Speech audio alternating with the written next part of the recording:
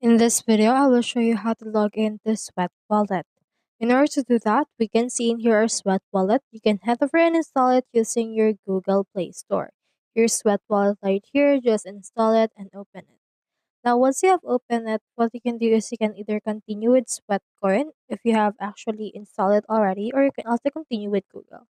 For this one, I'll choose this continue with Sweatcoin, and then it will redirect me to a Sweatcoin app. And then from there, click on this opt into crypto, and then this will log me inside.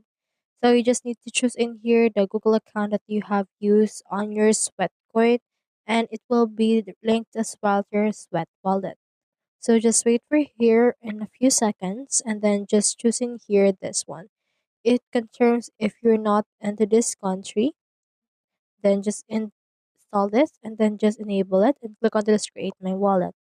Once you have done that, this will prepare your wallet in here, and it may take a few seconds. And as you can see, we have now successfully logged in.